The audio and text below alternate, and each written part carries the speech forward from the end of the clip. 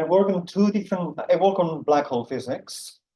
I work on classical aspects of black hole physics and on quantum aspects of black hole physics. This talk is on the quantum aspects.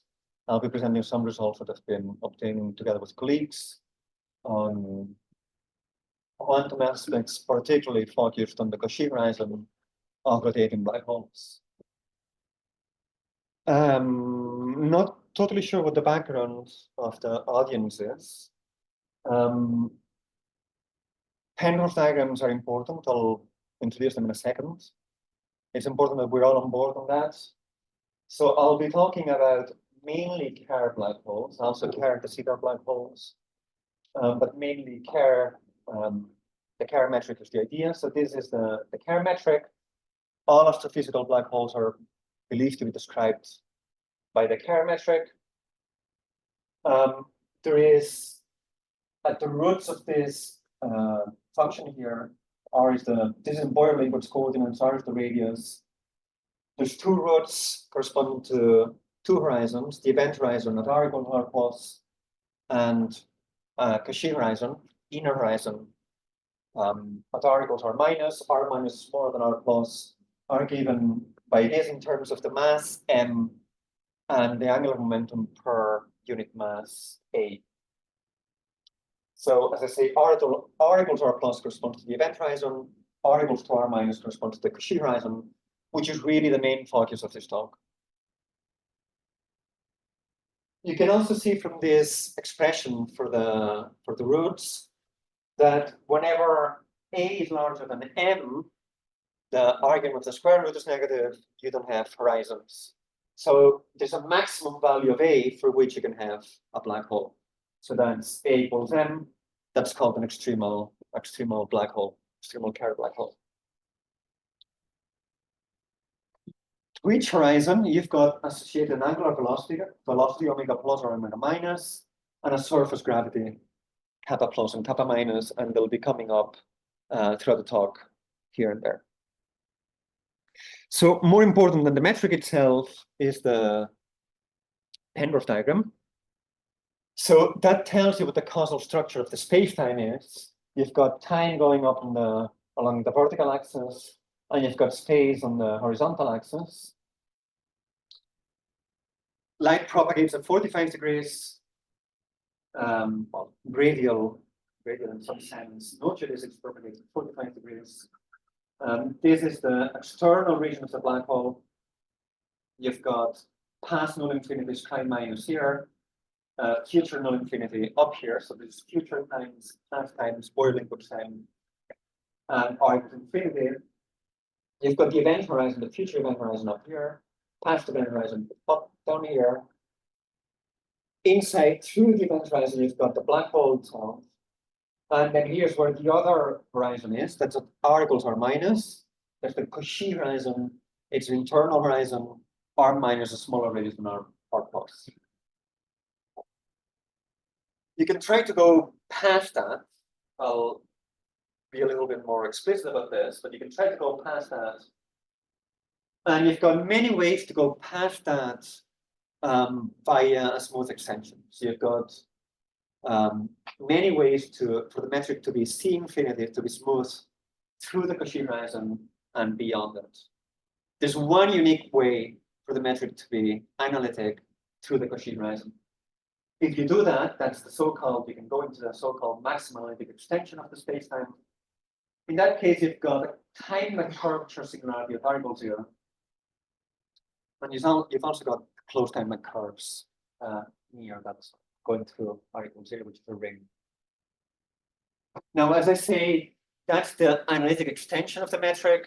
You need not do that. You can just do smooth extensions, and then you've got many ways to extend it smoothly. Is everybody kind of on board with Penrose diagrams? Because I'll be flashing them repeatedly.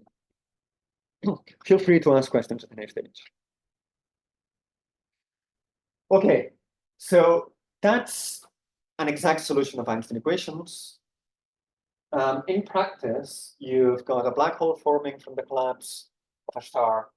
And then in that case, well, there was a left arm, the Cauchy horizon, a right arm, at least part of the right arm should also be there, should be present in the case of a black hole that forms from realistically from a collapse of a star.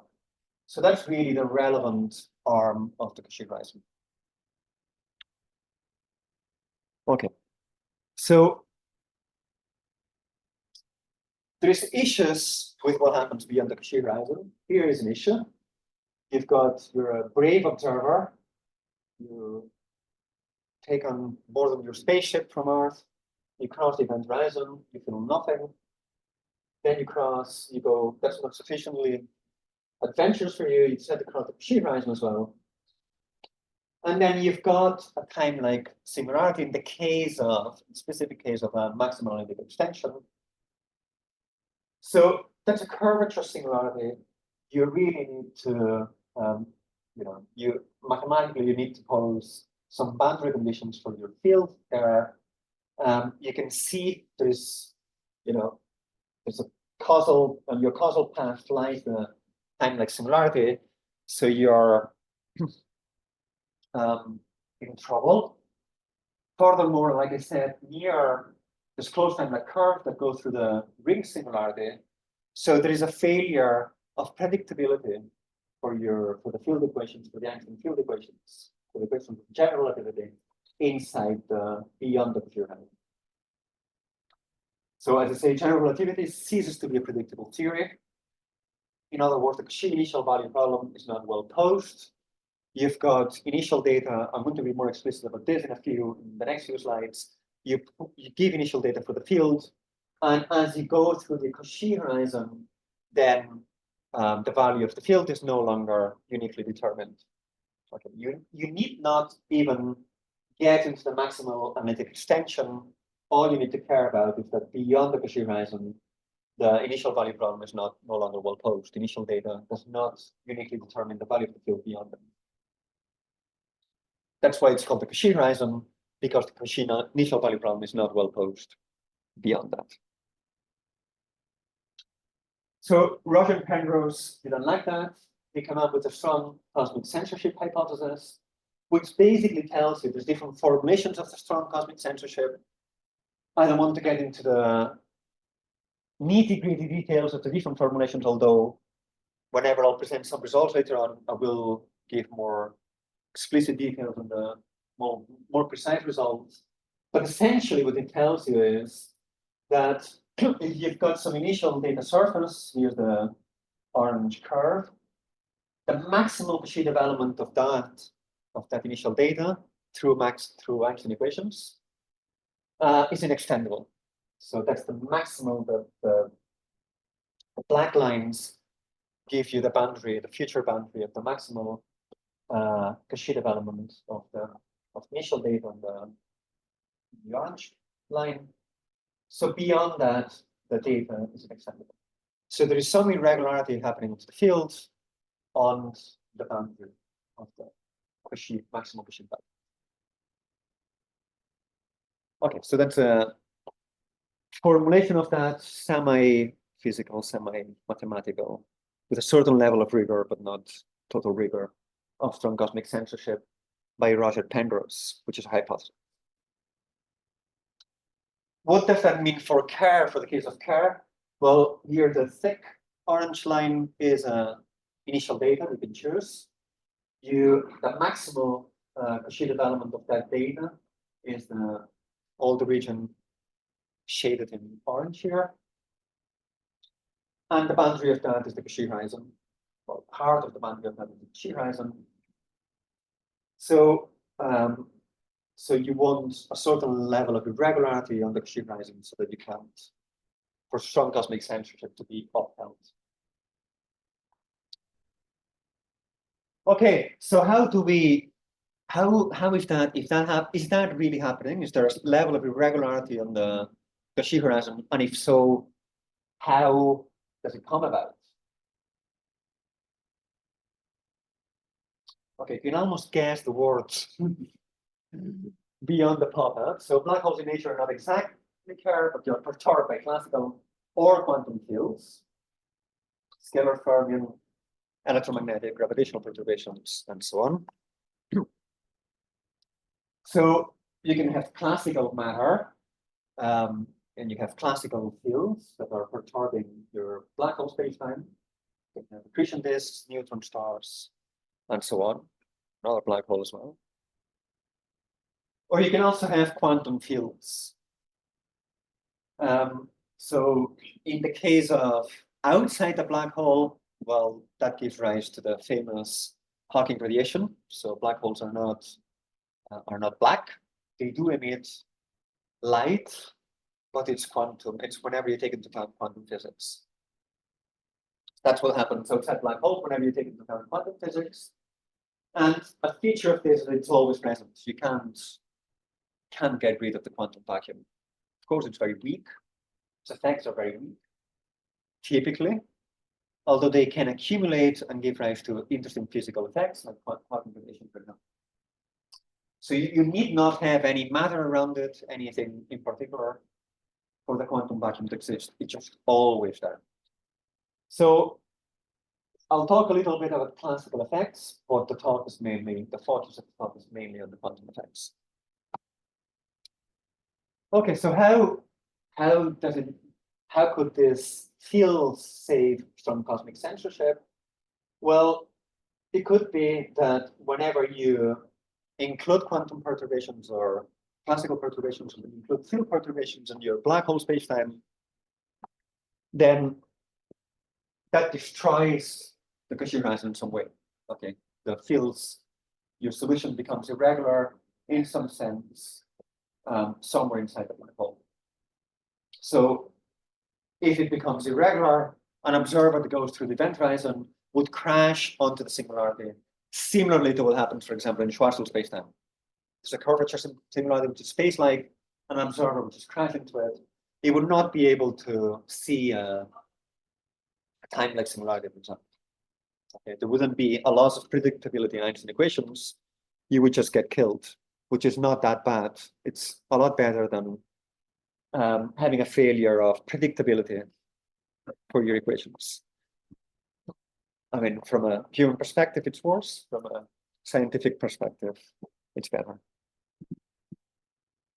Just to note, I'm talking about Kerr. Very similar features apply to the case of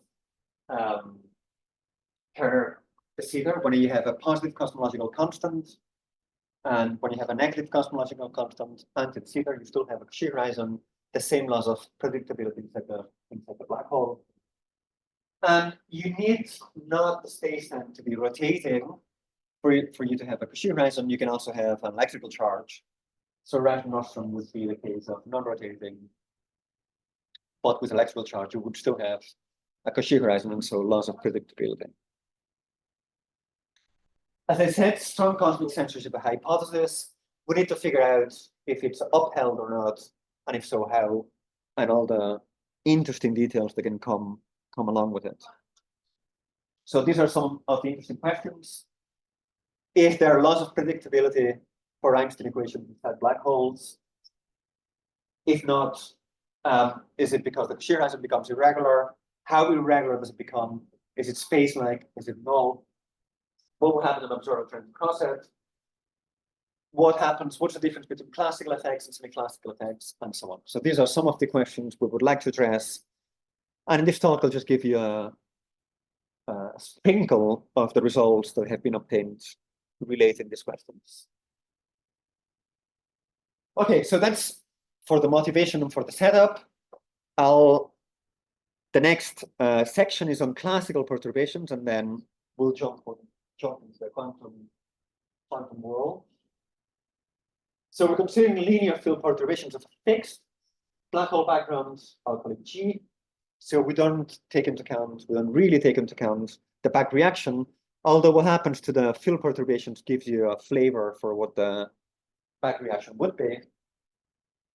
I'm going to be focusing on the case of the scalar field perturbations. So they obey these field equation, the Klein-Gordon equation, so the box of phi of your classical field. That involves the metric, the background metric G, which is typically going to be the Kerr metric. And you can have a source, as you noted here, by T, But in the case of classical quantum perturbations, you need not have T in all sorts. So in the case of other fields, for other spacetimes, Kerr-Neumann, de Sitter, and so on. So Kerr-Neumann is rotating with a charge. And other field perturbations, fermions, electromagnetic, linear gravitational perturbations, so on, they obey a very similar type of equation, a wave-like equation. It changes a little bit, but essentially it's this. And I'm going to be focusing mainly on the scalar field case. Okay, this line is a little dry, but it will pay off. We need to go through some of the coordinates. You've got a tortoise coordinate, our star here defined in this way. And then you've got two types of coordinates, Eddington-Finkelstein, little v, little v. Little v is an affine parameter along scribe minus. And they become irregular, U becomes irregular at the future event horizon, it becomes 0 is equal to infinity there. And you can define crustal coordinates, capital U, capital V.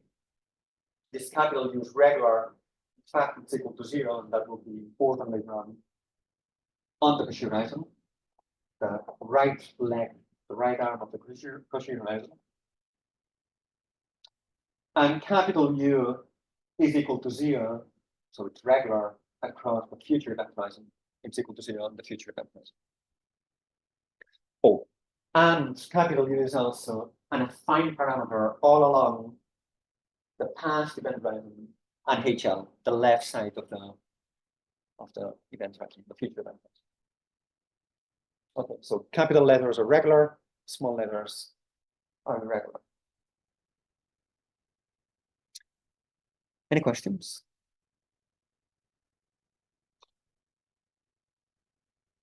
Okay, so some classical results on the classical effects on the Cauchy horizon. So that's been obtained at different levels of rigor, between theoretical physics, even numerical relativity, and mathematical relativity. I'm here mixing them all, but this gives you a flavor for what the classical results are. Essentially, for the case of Kerr and Riemann-Nostrum, strong cosmic censorship holds. In the sense that the field is C1, so it's continuous. But holds in the sense that it's not C1, it's not continuous, but it is C0, so it is C0, so it's continuous. It's not C1, so it's not continuously differentiable. So because it is C0, we say it's a weak singularity. Because it's not C1, the second order derivative will typically diverge. So we will typically have a null curvature singularity, so that the second order derivatives of the metric with respect to capital V, so that's a coordinate which is regular on the Cauchy horizon, and will typically diverge like so. So it diverges exponentially in V on little v and V. And it's modulated by this power in V. The power depends on the field type, but it's positive. So it's a little weaker than exponential growth in any configuration. Okay, so that's essentially the classical results on the strong cosmic censorship for the Cauchy horizon in Kerr and Riemann-Nostrum. And the main results I want to present are the equivalent of this for quantum fields. What about Kerr-de Sitter? So in that case, there's also preservation of strong cosmic censorship that was obtained by Oscar Diaz and George Santos and Harvey Real. So far I've been talking about, the previous slide was asymptotically flat black holes, right, Nostrum and Kerr. In here, I'm adding a positive cosmological constant, so asymptotically the zero spacetimes. So that's for Kerr de Sitter. For Riemann-Nostrum de Sitter, that was shown by Vitor Cardozo and collaborators, that there is a violation of strong cosmic censorship. Just again, I'm talking purely about classical results. So namely, the VV component of the stress energy tensor for fields and scalar field that they looked at is locally integrable. So in that case, you've got violation of strong cosmic censorship. What about in the case of Kerr, Neumann, de Sitter? So that's mixing, putting together Kerr, de Sitter with an electrical charge as well. So in that case, a PhD student of mine, Cassie Marino, as a PhD project, showed that there's also violation of strong cosmic censorship. So this is a plot of beta. So actually, this being Vitor's group, sorry, not Vitor's group, but Vitor's, the department where Vitor is in. You probably, most of you know what beta is. So beta gives you, it's minus the imaginary part of the quasi-null mode that is closer to the real axis divided by kappa minus, by the surface gravity of the Cauchy horizon. That essentially tells you what the strength of the field is whenever it reaches the Cauchy horizon. So if beta is larger than 1/2, the Cauchy horizon is stable. So beta, the string, the field is too weak to destroy, so to speak, the Cauchy horizon. So Cauchy horizon is stable. Namely, what I mean mathematically by that is that TVD is locally integrable. If beta is less than 1/2, then the field is strong enough to destroy the Cauchy horizon in the sense that TVD is no longer locally integrable.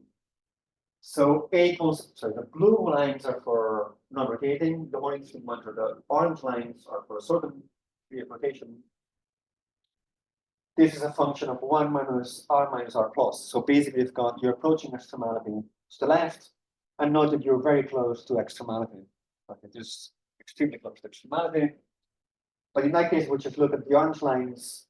The continuous one is for spin 0, the dashed one is for spin 1/2. Whenever both of them are over 1/2, then you've got violation of strong cosmic censorship. Both of them would give you a stable Cauchy horizon. So the region here, okay, it's a small region of parameter space. It's very close to extremality. It's not a physical region of parameter space, but it's a region of non-zero measure where you got violation of strong cosmic censorship in Kerr, Neumann, de Sitter black holes whenever you take into account only classical effects. Any questions so far?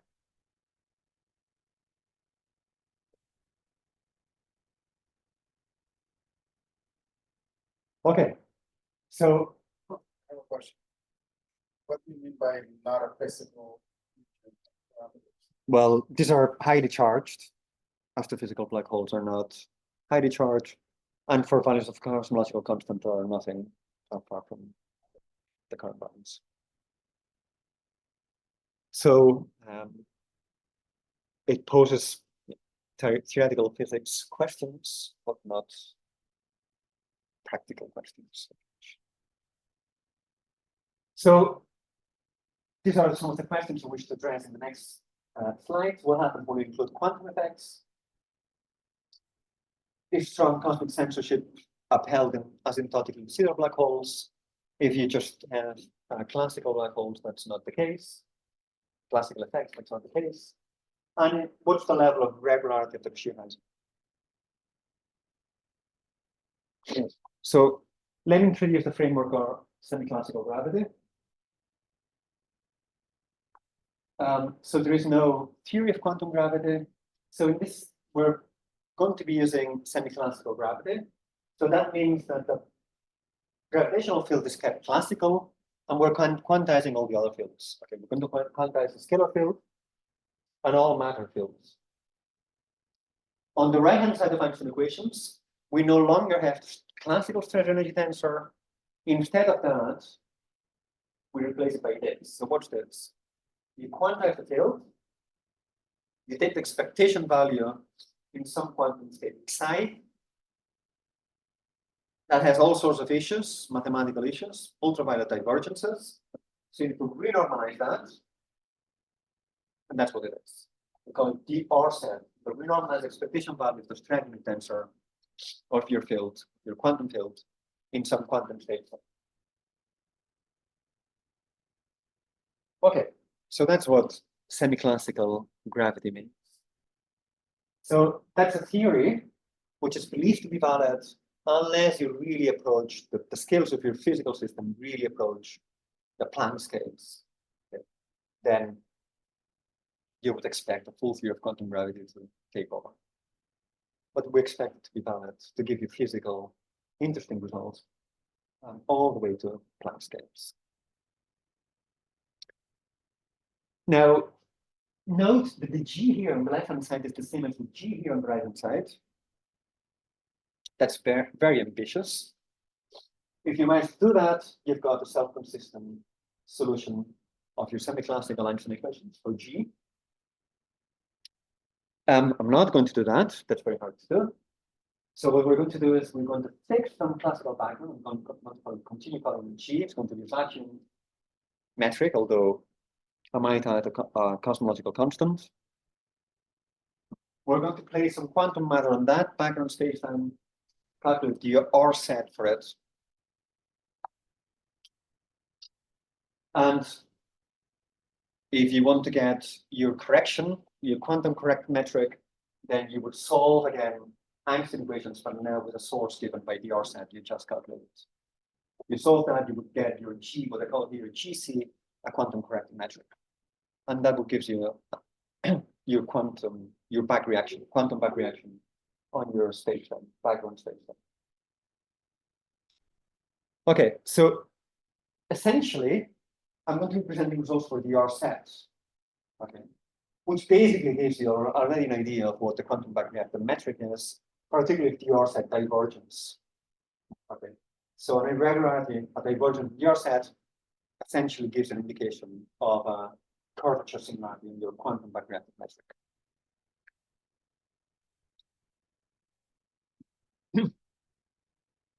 Okay, so I talked about the quantum state psi. So you need to choose a quantum state for the field. So I'm going to be considering massless scalar fields. If we base the time-Gaussian equation that I just gave earlier on. We'll quantize it. So now it becomes an operator. It really is an operator of bounded distribution. And we need to choose state. So I'm going to choose a state, which is the one that models the state of the fields that we expect to be the case for our astrophysical black hole. What is an astrophysical black hole? The one that's created from gravitational collapse, and so it emits Hawking radiation. So that state is called the Unveiled state. William Unveiled came up with it in 1976, shortly after Hawking came up with the Hawking radiation paper. So there's an emission of Hawking radiation by the black hole given by a temperature which is proportional to the surface gravity of the black hole.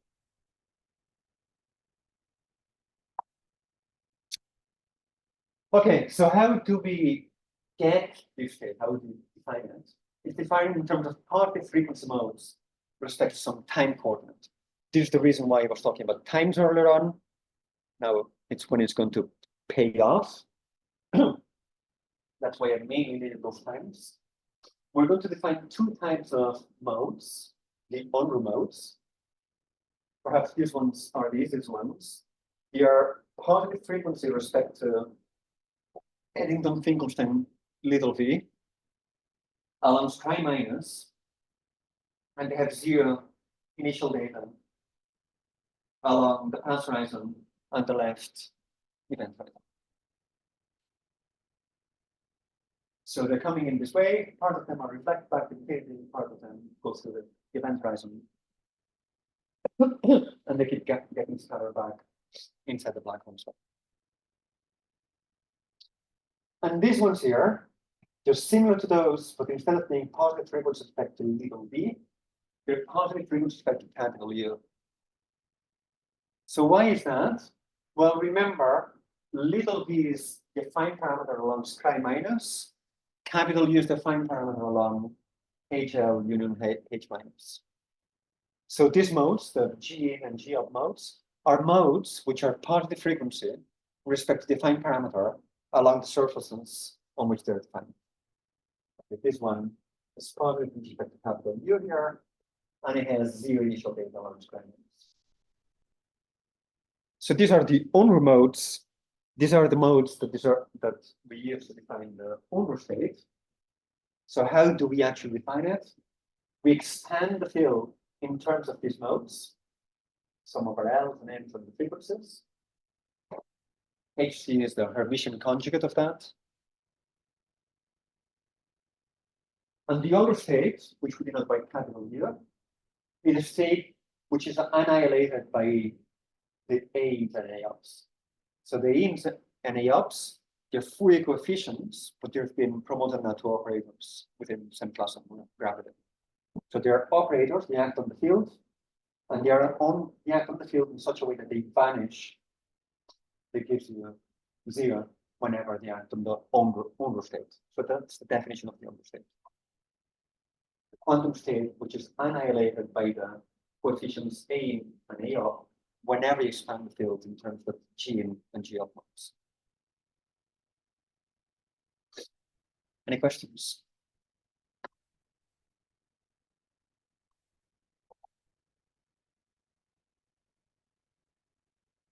Okay. So once we've got that, we need to calculate the R set. So how do we do that? We calculate via the anti-commutator.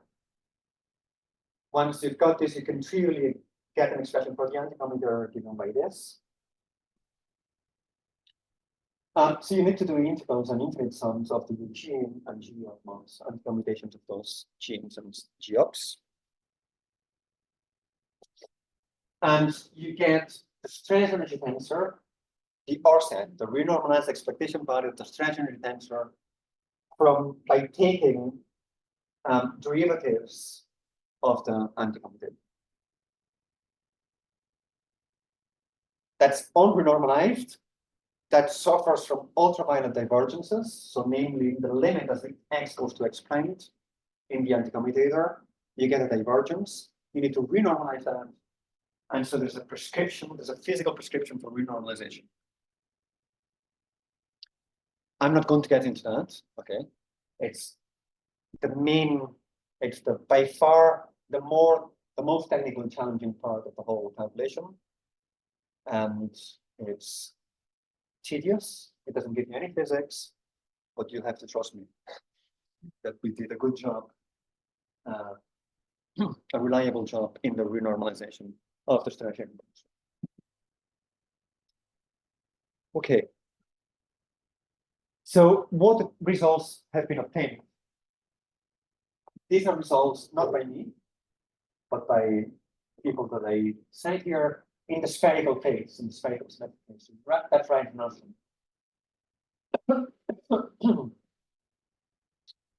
Okay, so the R set in capital D crystal coordinates, it diverges as the exponential of 2 kappa minus v when you approach the Cauchy horizon.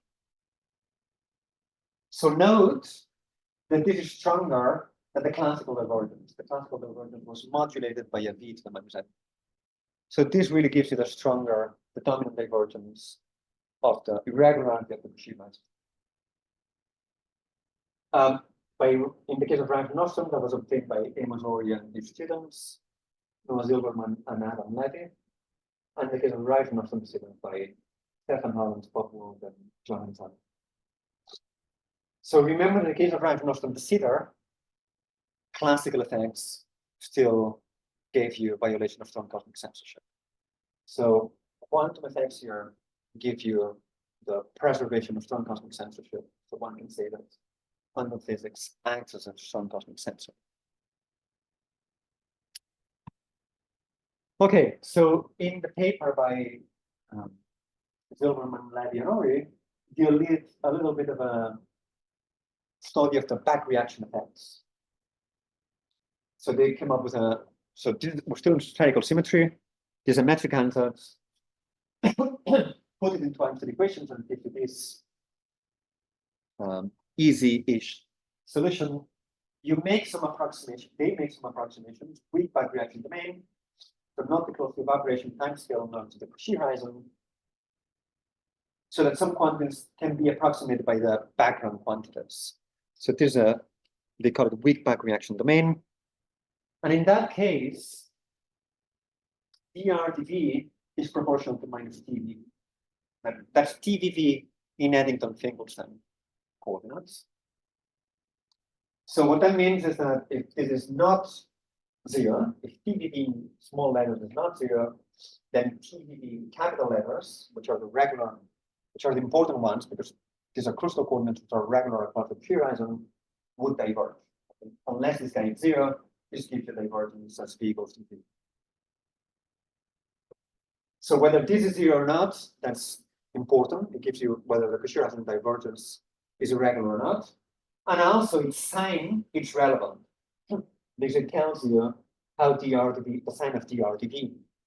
So if it's positive, there's an abrupt contraction of the observer, an observer trying to come out of the horizon.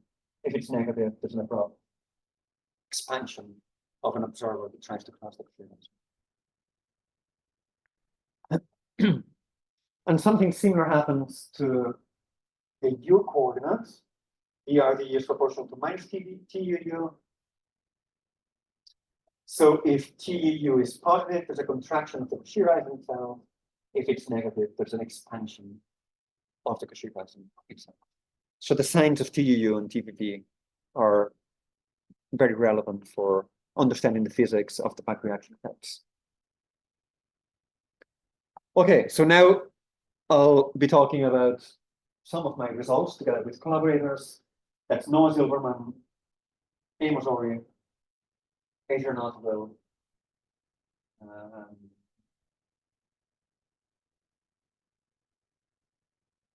I thought I included somebody else here. I should have included Adam Levy in this last paper as well.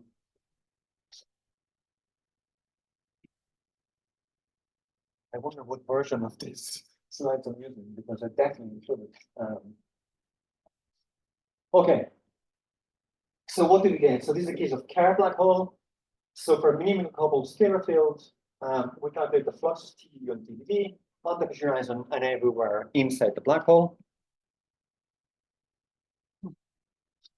This is a plot of TU and TVV as a function of R. This is where the event horizon is. This is where the Cauchy horizon is. So the main field, so this is Kerr. It's not spherically symmetric. It depends on the polar angle theta. This is along the axis of symmetry, and for a particular value of A, 0.8 m. TU and TVV follow similar curves. The main things to note are it's non-zero. So TVV is non-zero. TVV in crustal coordinates will diverge.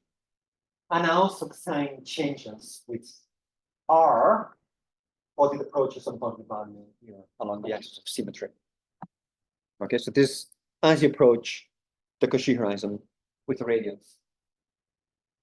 Here is on the Cauchy horizon itself as a function of A. Okay, an extremality is here. So the value, it was positive at 0.8, which was the previous value, but as you approach extremality, it changes sign. So the value of TU and TVV vary depending on the black hole angular momentum. So like I said, it's non-zero. So that tells you that TVV in crustal coordinates diverges, and it diverges more strongly than the classical effects. So we found the dominant irregularity of the Cauchy horizon, which is due to quantum physics. Yeah. So the sign changes depending on the spin. Right? Yeah. And exactly at the point where it crosses between positive and negative, you have one point where you would have zero flux. Right? Well, it would be a measure zero measure. Yeah. And also, that's true, but it would be zero measure. And also, it depends on the, this is only along theta equals 0. I think maybe I've got results here with, I've got some results later on for theta as a function of theta. Mm-hmm. So even if for theta equals 0, it's 0, at all other, almost at all values of theta will be non-zero. So that wouldn't, you would have no. physical relevance. Well, so okay, so that's the next line. So that's on the Cauchy horizon equals 0.8 as a function of theta. And as I say, it varies as well. Sign changes depending on the value. Now, what might be relevant is the whole integral over the angle, and in that case, it's positive. Okay, so in order to understand the back reaction effects, probably the integral over the angle is what's relevant. If that's the case, and these are very tentative results on back reaction, we haven't done a proper back reaction analysis. But if what matters is the average value over the angle, so in that case, it stays like it's positive, no, if it's negative, and in that case, we found that it's positive. So it would be a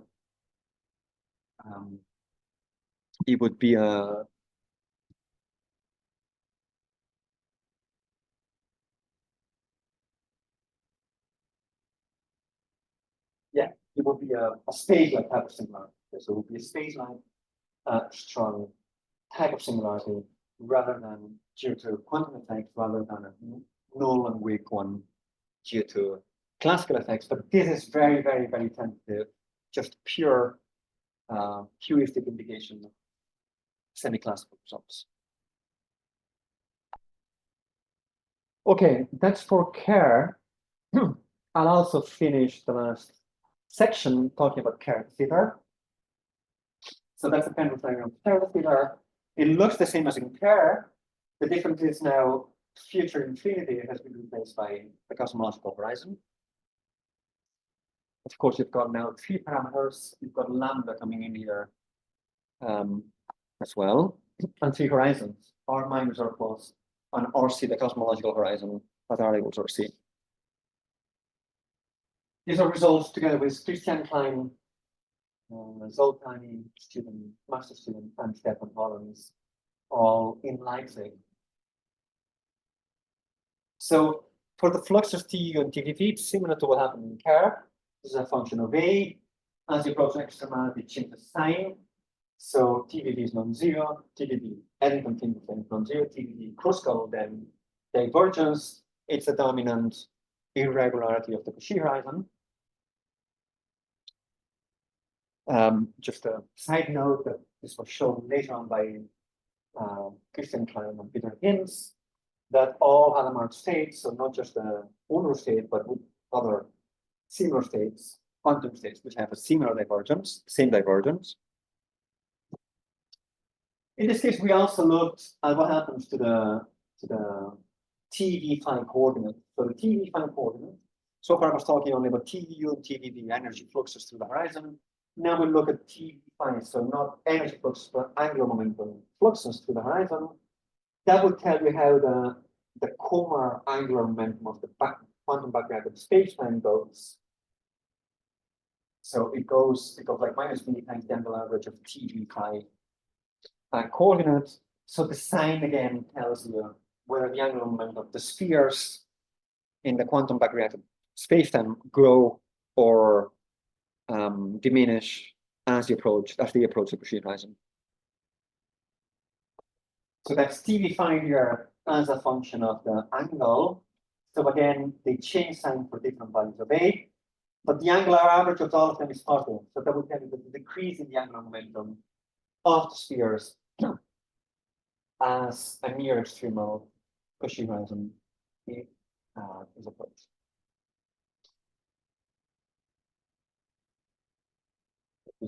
Value is very close to extremality, 0.95 and so on. And the last thing we looked at is what happens to the twisting of spheres as they approach the Cauchy horizon. So here I'm defining twisting in 2 different ways. One way is like this. So psi is a tangent vector along null geodesics approaching the Cauchy horizon. And you've got the derivatives of phi coordinates, and n is just perpendicular to the null geodesics. So that's this beta value has nothing to do with the previous beta value. Is one way of measuring the twisting of n. as the approach of shear horizon. And another one is alpha here is the g theta phi coordinate of the quantum backreactive metric. So how that changes, sorry, not alpha, t tau is the g is proportional to the g theta phi coordinate. So how that varies as lambda is just an affine parameter along the non-Euclidean approaching the shear horizon. So how d lambda t tau tells you how the twisting of the theta latitudes changes as you approach a Cauchy horizon. We did some asymptotic, we looked at the Einstein equations and the Rachel equation for the shear, and we did some asymptotic analysis. So how basically we assume that the t lambda lambda corresponds to t u and t corresponds to t v in the classical background. So that's t v crustal coordinate. So that remember that diverge like capital V minus 2, crustal capital V minus 2. So that's the equivalent of lambda minus 2. So lambda in a affine parameter is the same as capital V in the background space. And t lambda phi corresponds to the t v phi coordinates, and we saw that that diverged like lambda minus 1. So that's what we put here for the quantum backreactive metric. These divergences as one approaches the Cauchy horizon. One puts that into the Einstein equations, one does a easy asymptotic analysis, and one comes up with this. So gamma was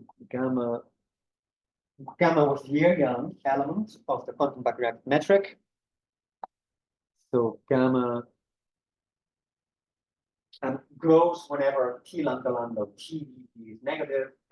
It diverges t whenever t lambda lambda is positive. So in one case, we've got infinite contraction, in the other case, we've got an infinite expansion. In between the latitudes, wherever, for the values of theta, latitudes, wherever there is an infinite contraction expansion, you've got zero expansion, so gamma goes like lambda to 0. And in that case, you've got infinite twisting. So either beta goes to infinity or the lambda derivative tau goes to infinity. So there's twisting of the spheres in some sense. In the latitudes in between, there's the infinite contraction, infinite expansion. These latitudes happen to be, infinite contraction happens to be on the near the equator, infinite expansion happens to be near the poles, and in the regions in between those, there's an infinite twisting. So there's just a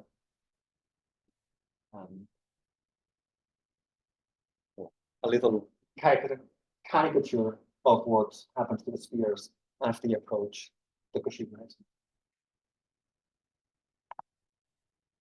Okay, so we'll just finish with some conclusions. There is some cosmic censorship of the hypothesis to be verified.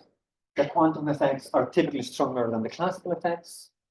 In the case of the Sitter black holes, if you take into account only classical effects, you would have violation of strong cosmic censorship. Whenever you take into account quantum effects, at least in the case of Redmond and Sitter, there is preservation of some cosmic censorship. And in the case of Kerr and Kerr-de Sitter, quantum effects again give the dominant irregularity, and tentatively, very tentatively, would give you space like some singularity. And then there's this effect as well onto the spheres approaching the Cauchy horizon with this infinite twisting in between the regions of infinite expansion and infinite contraction. Of course, these are very tentative. Back reaction results in the weak back reaction regime. One would need to do a full proper back reaction analysis, look at the other components of the strengthening tensor, and look at other fields, electromagnetic fields, and so on. So that's for future near intermediate and past. Okay, so thank you very much for your attention.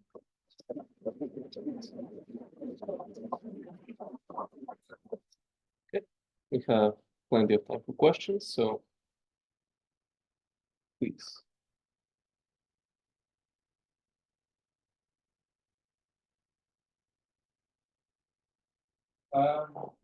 So when you were discussing this with big bang reaction approximation with the value,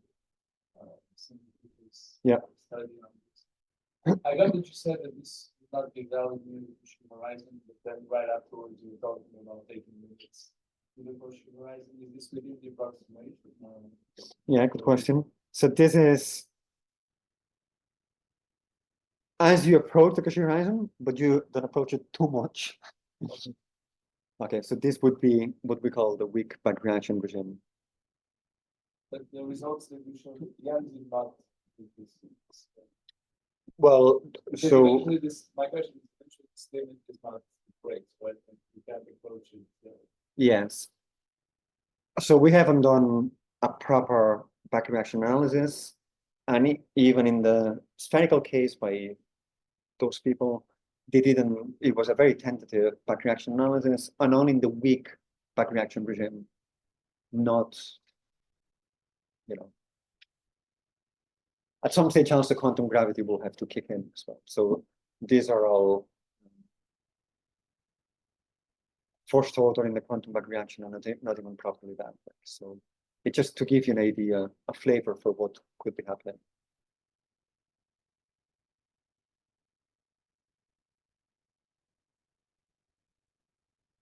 I can ask a couple of questions. You had a question? Okay. So all the time, drawing divergence gap and time.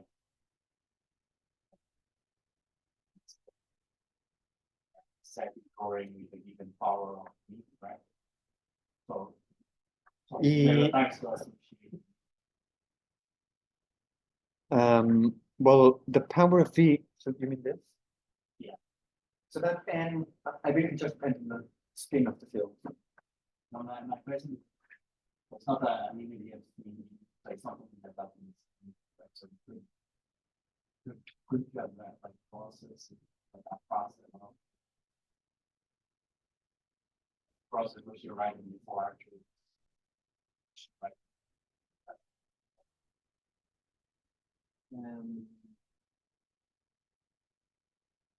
That's I mean, the idea is that even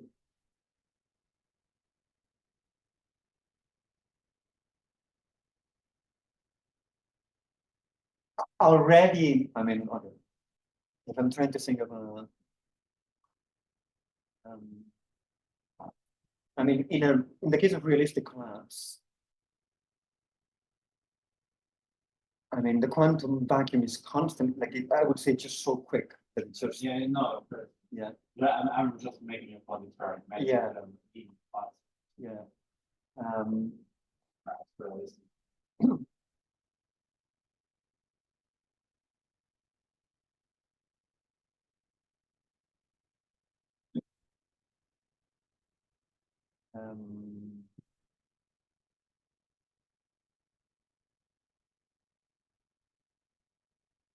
I mean, I would still say that the Cauchy just never really forms. I would say just, I mean, again, one would need to do a full Right. self-consistent significant, which maybe Valentin at some stage. I know he's working on that. But I would naively think it just will never really form. I mean, the quantum effects are just constant already from the start, just they will start growing and they will accumulate as you the would-be formation of the machine has, and it would just steer the way it makes. Something also that is on possibility of so because something that always already always like in charge of this United States, but any small additional speed of the parameter will make the will change the parameter. Matter of how small it is. Well, here we're taking into account the rotation. So naively, you would expect the space likeness to be preserved. Although, again, you guys are asking me very hard questions. You're asking about the full back reaction at that time. But I mean, it could be that it's null for a while and then space like papers that have come up with this in the classical case as well. But and what they say here about space, like, I mean, I want to really tone it down as much as possible, because really, there's just purely to say what could be indications of, you know, assigning the TU and TPE. How could that be related at all to physical effects? But to actually give a firm, more conclusive statement, one would have to do very proper background. But if I stick to that, within that conscious, well, within that spirit, I would expect still that, yeah, that no rotation wouldn't change that, that all the spins, fields with other spins wouldn't change that, and we would really make space. This is extremely heavy.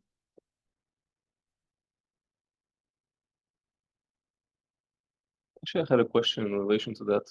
So when you said that the singularity resulting from back reaction would be strong, then you immediately said, therefore it would be space-like. Is it the case that if the singularity is strong, it can no longer be null? Or is there some other reason why I think it would switch to being space-like?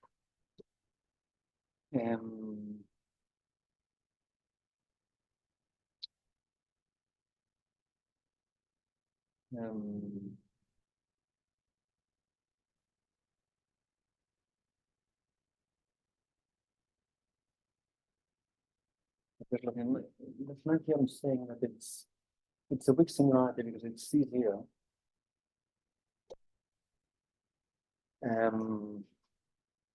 Yeah, I guess the question is, can a strong singularity where the metric is not extendable beyond it also be null, or would it necessarily turn space-like if it's like that?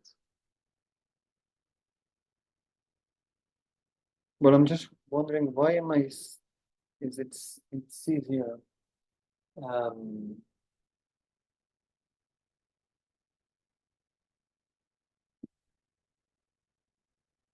It's no reason why it's not C0 in the quantum case. No? Oh, but sorry, but that's different. No.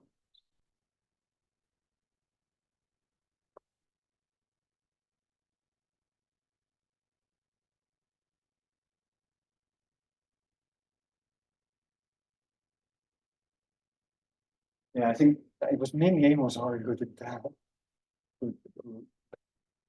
But now I don't see why removing the P to minus N would change the character.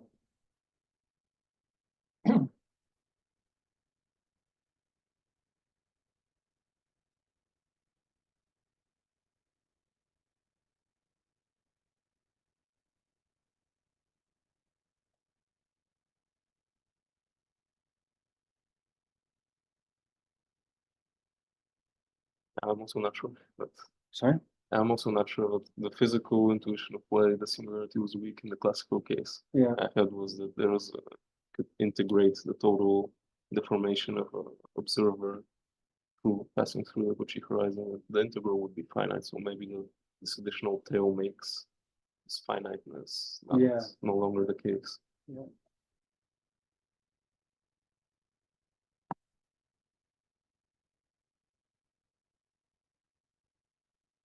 Or rather, its absence in some possible case makes it no longer be the case. Oh, I'm yeah, not yeah, sure. sorry. The space likeness, or the character of space like no, that has to do with the sign of T, you know. So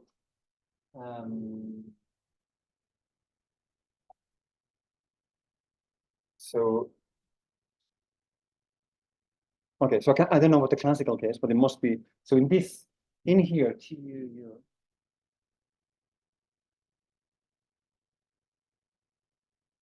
Yeah, so in the quantum case, that's because, so in the quantum case, we've said that the angle average of TU must is positive. Yeah, the angle average of TU is constant. So that will lead to a space-like singularity, and the reason is TUU TU. Well, it's positive. That means the dRdu is negative, so that will lead to contraction.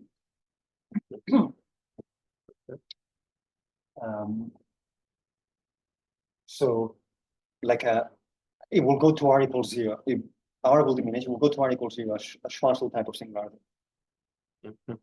Whereas if you've got the rocks, TU is negative, you have dRdu positive, and so Okay, the opposite type.